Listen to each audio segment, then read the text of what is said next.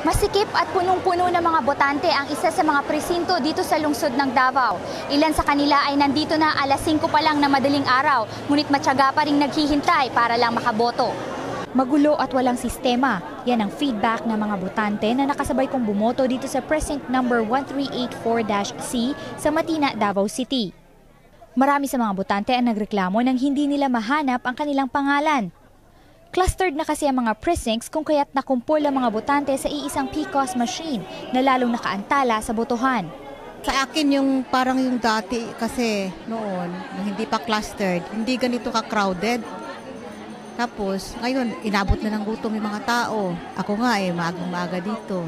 Ang chairman of the Board of Election Inspectors naman sa presintong ito na si Glinda Fabiosa ang nagpapasok ng mga balota sa PCOS machine. Masyado raw kasing sensitive ang mga makina na konting pawis o foreign object lamang ay navo-void na ang mga balota. Mga foreign mga objects na parang ganun siya ka-sensitive.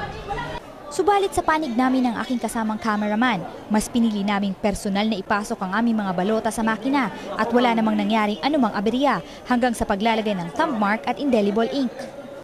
Pagkatapos bumoto ay agad na kaming lumabas ng presinto nang mapansin ng UNTV News ang pagpapakain sa mga botante ng mga taga-suporta ni Congressman Prospero Nograles na ngayon ay tumatakbo bilang mayor sa lungsod.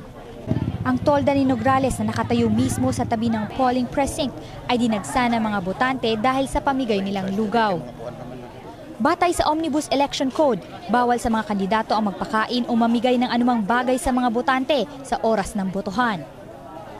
Subalit tila hindi na ito inalintana ng mga botante dahil sa nadaramang gutom at uhaw sanhi ng mahabang pila sa pagboto.